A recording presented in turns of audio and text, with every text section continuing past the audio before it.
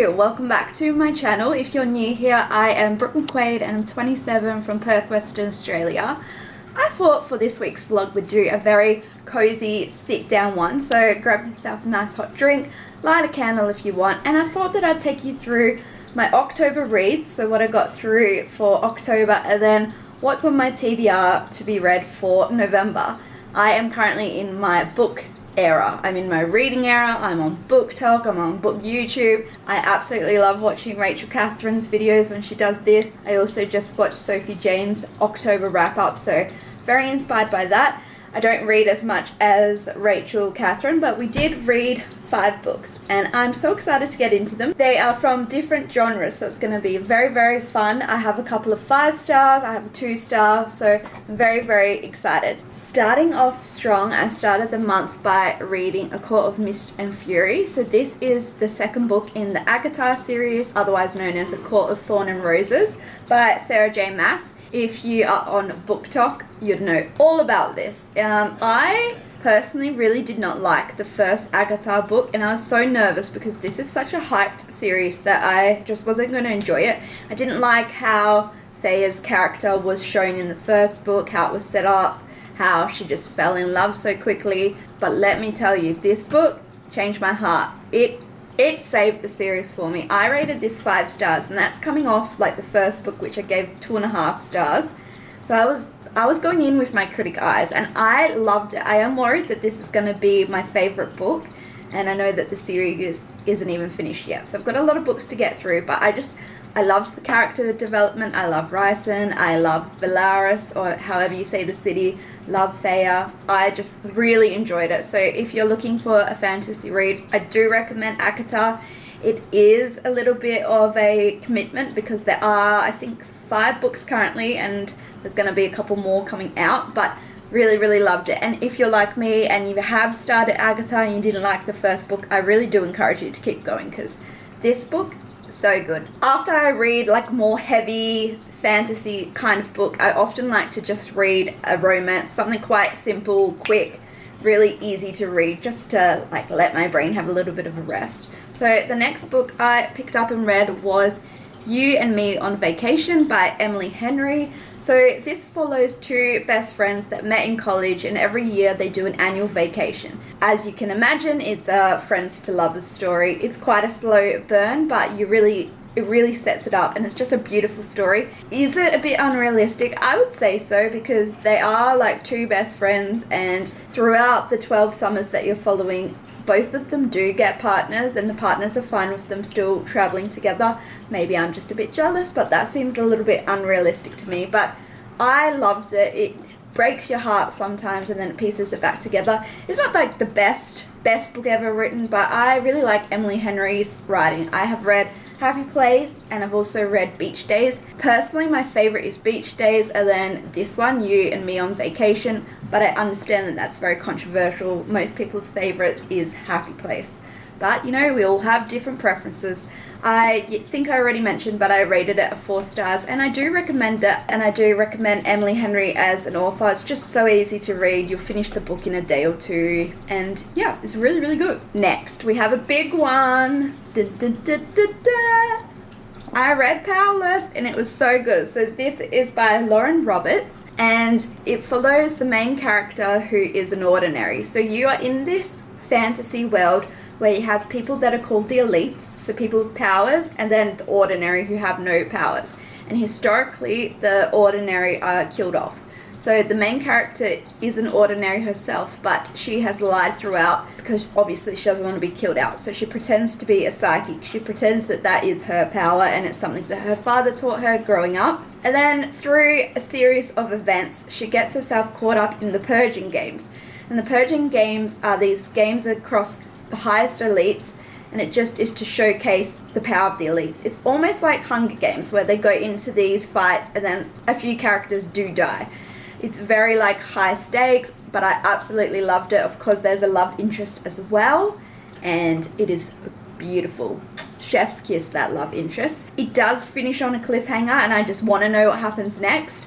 And the next book is not out till May. So if you're going to pick this up and read it, I do just want to highlight that. It's not out till May. What do you mean that I have to wait to find out what happens next. But I loved it. I gave it 5 stars. I have only read a few fantasy. I've read Fourth Wing, which is my favourite book. And then I've read the first 2 Agatha books and then this one. So I'm still quite new into fantasy, and I found it very easy to read, very, very easy to follow. And the writing was great. So I really recommend picking it up if you're trying to get into fantasy, you're looking for a new series to start. Really, really recommend. Just obviously be aware that the second book is not out till May next year. Yeah.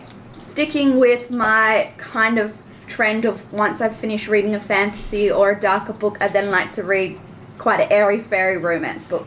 So I read Love Theoretically by Ali Hazelwood. This book was written so well. This is my first Ali Hazelwood book that I've read. I haven't read The Love Hypothesis, but I really think that I will pick it up.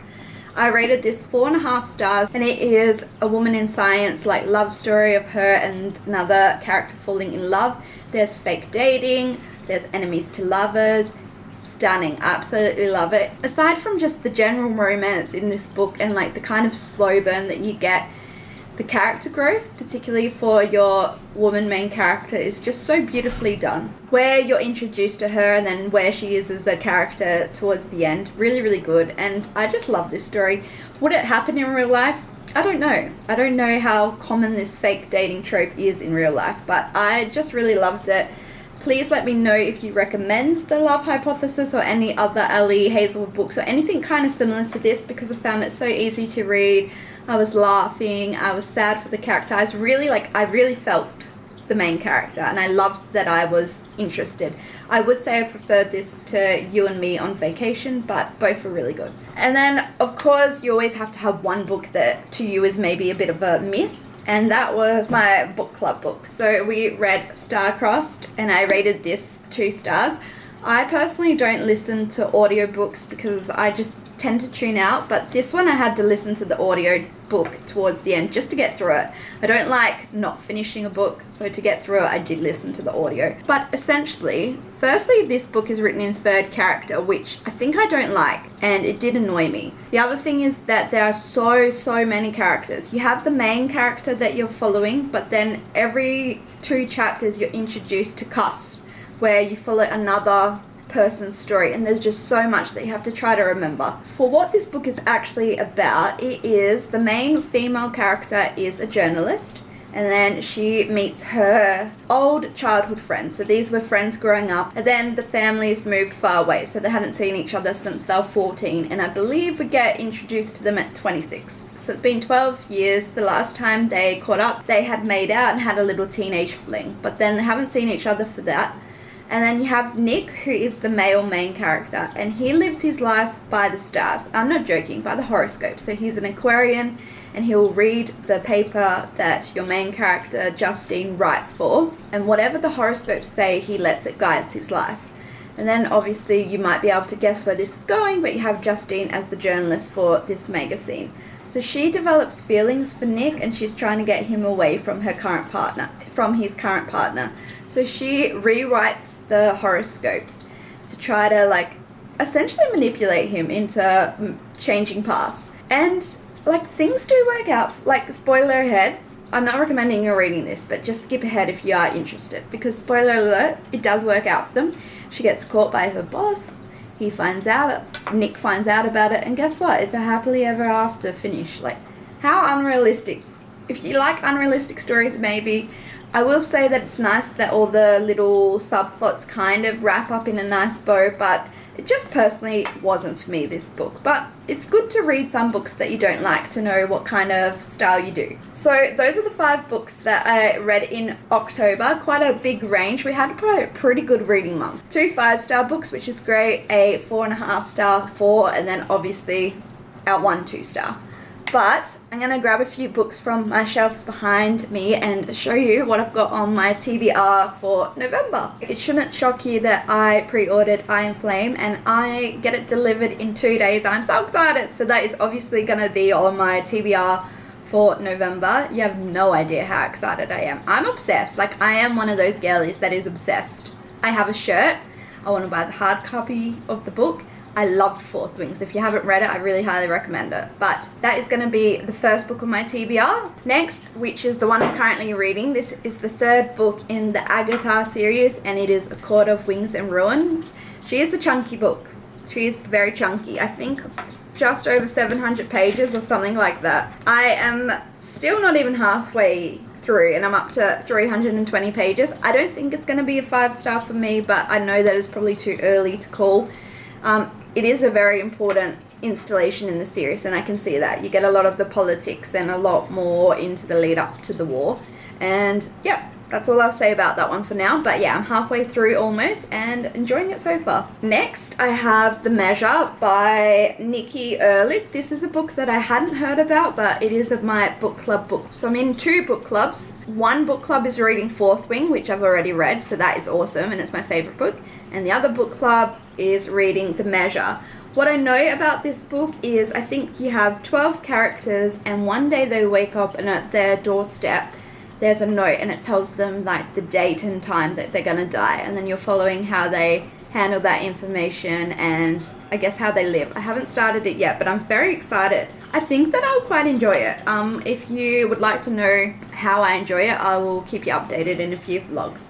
I've never read a book kind of like this, so I'm excited to give it a go and see what I think. And then I am actually going on holiday to Phuket for my birthday. I'm so excited. So I was deciding what book should I take, and I think I'm gonna take Once Upon a Broken Heart. I'm so excited to start this. This is a fantasy book. I actually don't know very much about it, but essentially it is about a main character who believed in happily ever after, and then her dreams were shattered and she was trying to heal a wounded heart, and obviously I'm going to assume that then she met another guy as the story goes. So excited. I have heard amazing things about this series. It's by Stephanie Garber. It is a 3-part series. I actually have the second book as well, which I'll just show you because it's stunning as well. So this is the second one, The Ballad of Never After. So if I get through this and love it, I might also read The Ballad of Never After. I've heard that this is the best one in the series. And then you have a third book, which, funny little anecdote, I did order it and then I accidentally ordered it to the wrong address. So now I have to reorder the third book again. But this is going to be my holiday book.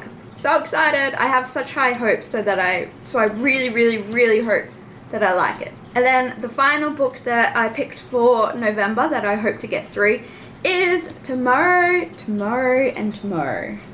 I'm so excited. I've heard so many great things about it. Some of the YouTubers that I like, Rachel Catherine, Georgia Richards, Sophie Jane, they just read this for book club and most of them rated it like between 4 and 5 stars.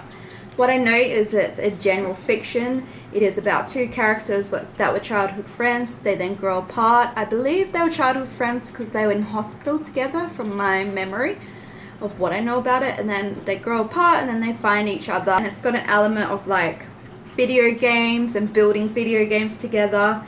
I hear that it kind of breaks your heart, puts it back together, breaks it again. I'm excited. I quite enjoy emotionally deep stories. I'm very excited to give it a go.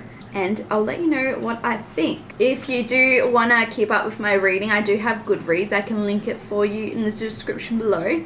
I believe my name is just Brooke McQuaid, but if you have any book recommendations, I'd love for you to let me know. As you can see, I really am becoming that girly with my color-coded bookshelf, and I'm just absolutely loving my reading phase. But yeah, those are the books that I read in October and the ones that I hope to read this month. I hope that you enjoyed this slightly different video, and please do let me know any books that you love, any that you don't like, and any of your thoughts on the ones that I mentioned. As always, please don't forget to comment, like and subscribe, and do follow me over my Instagram. It's just Brooke McQuaid. Bye! The fields of our